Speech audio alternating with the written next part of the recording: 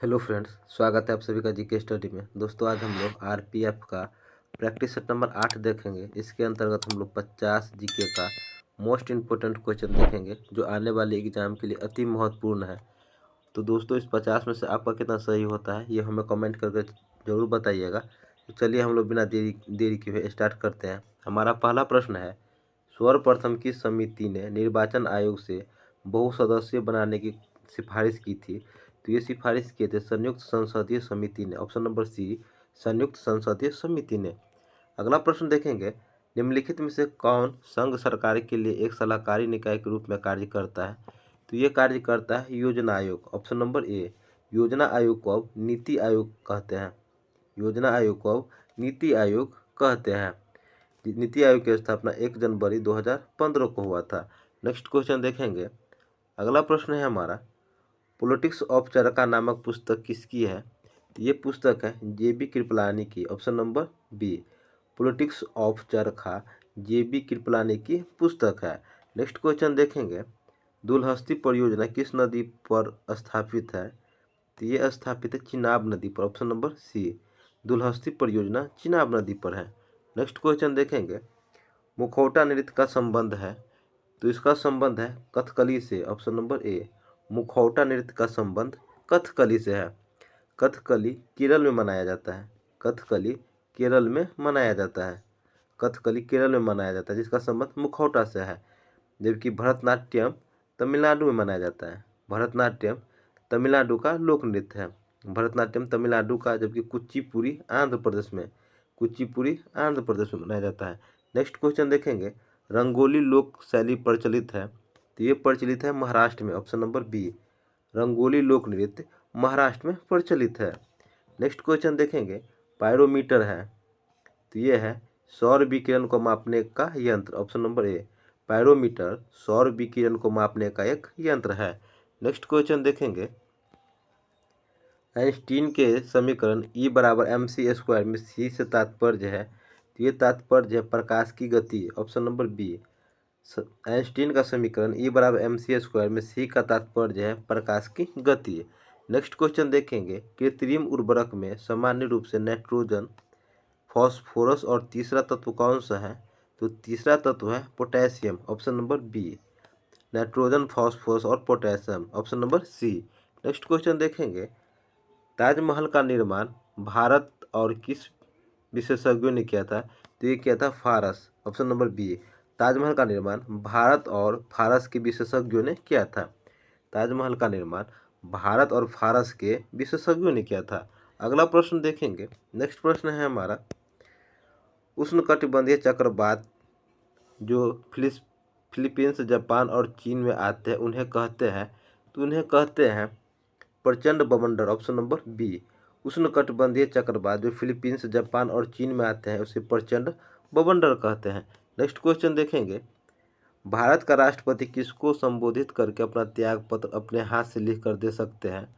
तो ये दे सकते हैं उपराष्ट्रपति को। ऑप्शन नंबर बी, भारत का राष्ट्रपति अपना त्याग पत्र उपराष्ट्रपति को दे सकते हैं। नेक्स्ट क्वेश्चन देखेंगे, सुभाष चंद्र बोस ने भारतीय राष्ट्रीय कांग्रेस के अध्यक्ष पद से इस्तीफा दिया, तब यह पद किसको प्रस्तावित किया गया था? तो ये प्रस्तावित किया गया थे डॉक्टर राजेंद्र प्रसाद को। Option number B, Subhash Chandra Bose ने जब राष्ट्रीय कांग्रेस के अध्यक्ष पद से इस्तीफा दिया था तो उसके बाद भारतीय राष्ट्रीय कांग्रेस के अध्यक्ष डॉक्टर राजेंद्र प्रसाद बने थे। नेक्स्ट क्वेश्चन देखेंगे, पक्की मिट्टी से बने हल की प्राकृतिक प्रतिवेदित है?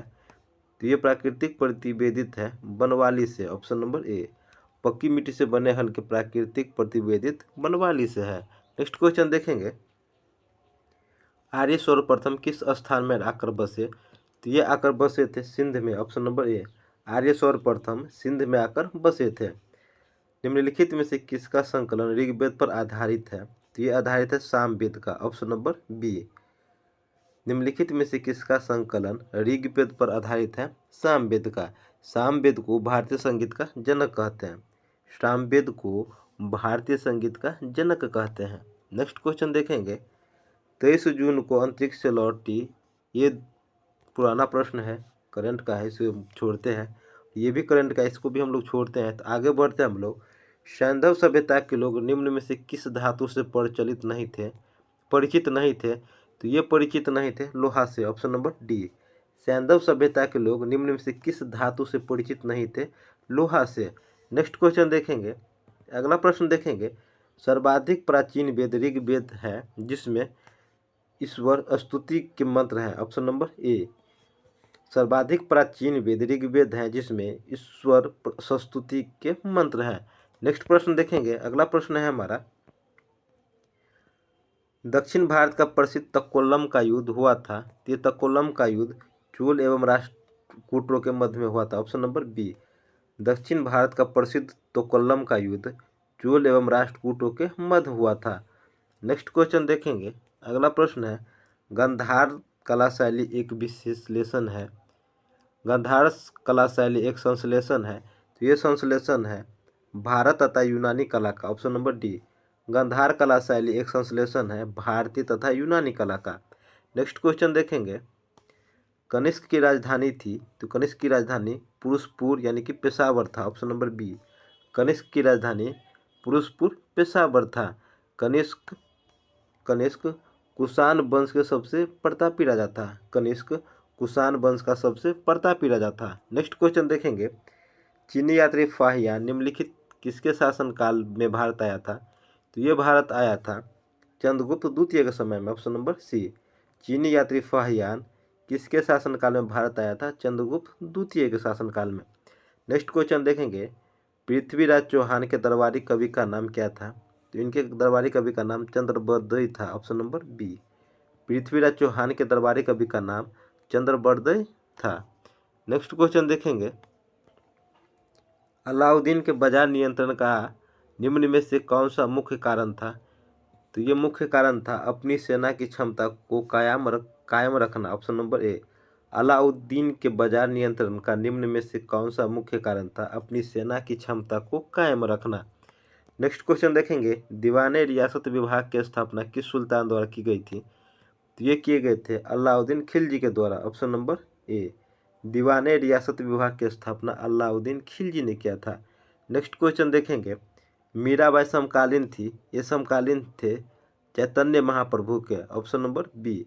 मीराबाई चैतन्य महाप्रभु के समकालीन थे। मीराबाई किसके समकालीन थे, चैतन्य महाप्रभु के। नेक्स्ट क्वेश्चन देखेंगे, मुगल काल में सेना का प्रधान निम्न में से कौन था, तो ये सेना का प्रधान होते थे Mir Bakhshi, option number B. Mughal काल में सेना का प्रधान मीर बख्शी होता था। अगला प्रश्न देखेंगे, मराठाओं को एक शक्ति के रूप में किसने संगठित किया, तो ये संगठित किए थे शिवाजी ने, ऑप्शन नंबर सी। मराठाओं को एक शक्ति के रूप में शिवाजी ने संगठित किया था। अगला प्रश्न है, वर्ष 1943 में आज़ाद हिंद फौज अस्तित्व में आई, तो ये अस्तित्व में आए थे सिंगापुर में, ऑप्शन नंबर बी। कहाँ आए थे, सिंगापुर में। 1943 में आज़ाद हिंद फौज अस्तित्व में आई थी सिंगापुर में। अगला प्रश्न देखेंगे, चंपारण जनपद में 3 प्रथा का तात्पर्य था, इसका तात्पर्य था किसानों द्वारा 3/20 भूभाग पर नील की खेती करना, ऑप्शन नंबर ए।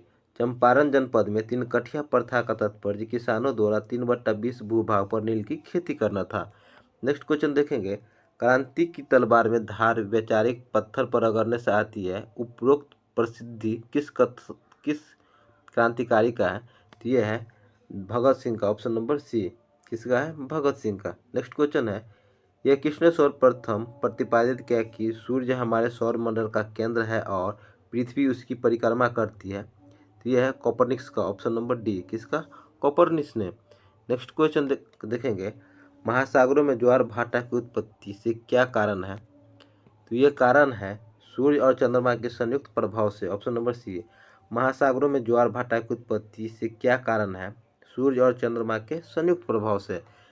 निम्न अगला है, निम्न में से किन तिथियों को सूर्य की किरणें विषुवत रेखा पर लंबवत पड़ती है, तो ये लंबवत पड़ती है 21 मार्च तथा 23 सितंबर को, ऑप्शन नंबर डी।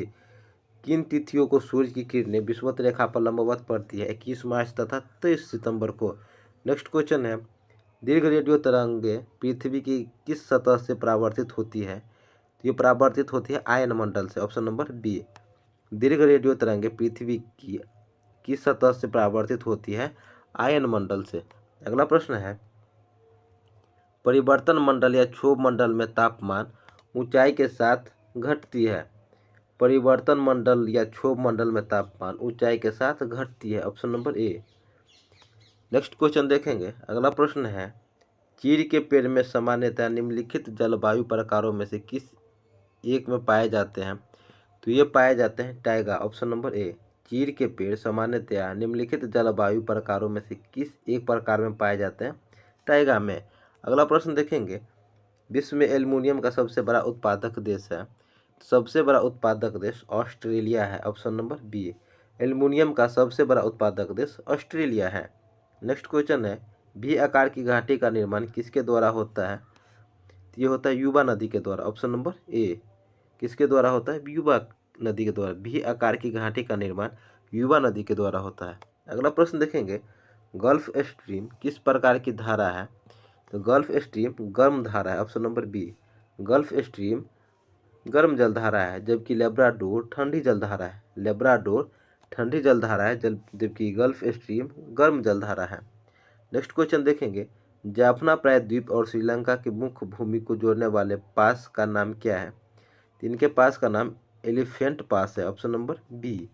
जाफना प्रायद्वीप और श्रीलंका के मुख्य भूमि को जोड़ने वाले पास का नाम एलिफेंट पास है। नेक्स्ट क्वेश्चन देखेंगे, सियाचिन है, तो सियाचिन भारत और पाकिस्तान के बीच हिमनदी सीमांत क्षेत्र है। Option number A. Siachen Bharat और पाकिस्तान के बीच का हिमनद नदी सीमांत क्षेत्र है। नेक्स्ट क्वेश्चन देखेंगे, भारत की राष्ट्रीय आय अनुमानित होती है, तो ये अनुमानित होती है केंद्रीय सांख्यिकी संगठन के द्वारा। ऑप्शन नंबर सी।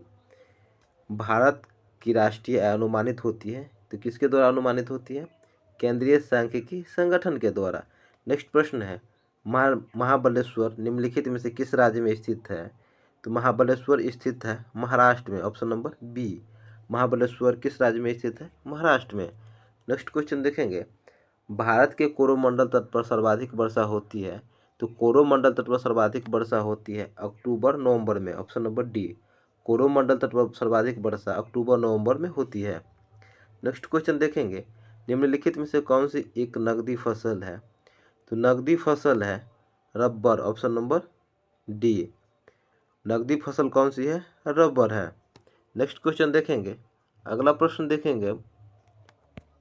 अगला प्रश्न है, पंचवर्षीय योजना का अंतिम प्रारूप कौन प्रस्तुत करता है?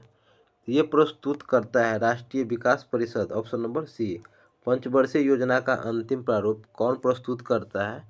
राष्ट्रीय विकास परिषद। नेक्स्ट प्रश्न देखेंगे। अगला प्रश्न है, विभिन्न मुद्राओं के बारे में दिए गए कथनों में से कौन सा कथन सत्य है? तो ये कथन सत्य है, ये कथन सत्य है, वह विदेशी मुद्रा जिसमें शीघ्र पलायन की प्रकृति पाई जाती है हॉट मनी कहलाती है। नेक्स्ट दूसरा है, ऐसी मुद्रा जिसकी मांग अंतर्राष्ट्रीय बाजार में पूर्ति की तुलना में लगातार अधिक रहती है हार्ड करेंसी कहलाती है। नेक्स्ट पॉइंट है, वह मुद्रा जिनकी मांग अंतर्राष्ट्रीय बाजार में पूर्ति की तुलना में लगातार कम रहती है हार्ड करेंसी कहलाती है। जिसका सही आंसर है ऑप्शन नंबर ए, एक और तीन। एक और तीन, वह विदेशी मुद्रा जिसमें शीघ्र पलायन की प्रकृति पाई जाती है हॉट मनी कहलाती है, ये सही है।